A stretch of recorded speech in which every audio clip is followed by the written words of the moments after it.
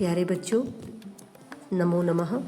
आज हम प्रश्न पत्र 11वीं का करने जा रहे हैं, जो CBSE के द्वारा 2025 के अनुसार दिया गया है।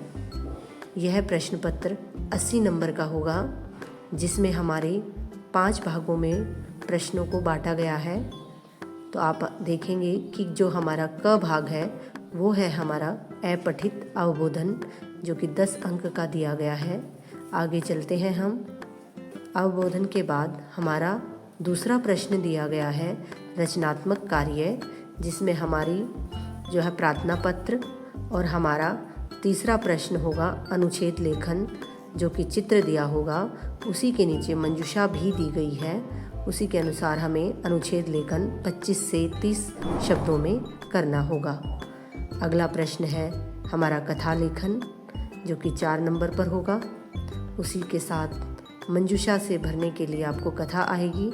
अगर आपको कथा नहीं करनी है तो आपको संवाद करना होगा। आगे बढ़ते हैं।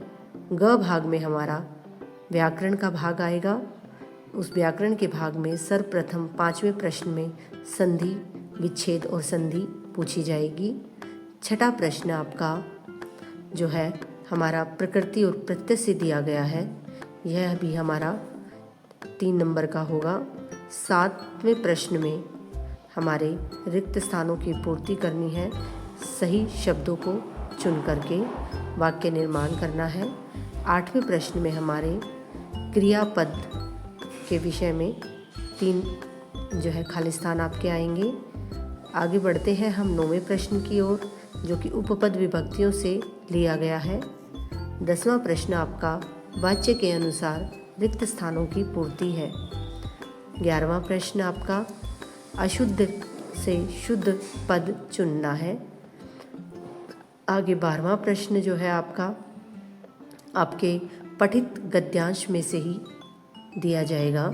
उसी के प्रश्न आपको हल करने होंगे। 13वां प्रश्न जो है आपके द्वारा पढ़े गए पद्यांश को दिया जाएगा और उसी में से आपको प्रश्न पूछे जाएंगे। 14वां प्रश्न जो है वो भी आपका गद्यांश से होगा, जो आपका गद्यांश आपके सिलेबस में होगा, उसी में से आपसे पूछा जाएगा, जो कि पठित अवबोधन में पूछा जाता है। 15वां प्रश्न आपका भावार्थ है, जो मंजूषा की सहायता से आपको भरना होगा। अगर आपको मंजूषा की सहायता से भावार्थ नहीं भरना है तो उस अथवा में आपको भावार्थ के शुद्ध भावार्थ चुन करके लिखना होगा। 16वां प्रश्न आपके लिए पद्यांश दिया गया है, एक श्लोक दिया गया है, उसी का अन्वय आपको मंजूषा की सहायता से भरना होगा। 17वां प्रश्न जो है आपका जो आपके जो पठित अवबोधन में आपके जो पाठ पढ़े गए हैं उन्हीं में से कुछ वाक्यांश होंगे जिनका मिलान आपको करना होगा, अथवा आपको आपके रेखांकित पदों में के रेखांकित जो पद दिए गए हैं उनका शुद्ध अर्थ आपको लिखना होगा। वो भी आपको मंजूषा की सहायता से करना होगा।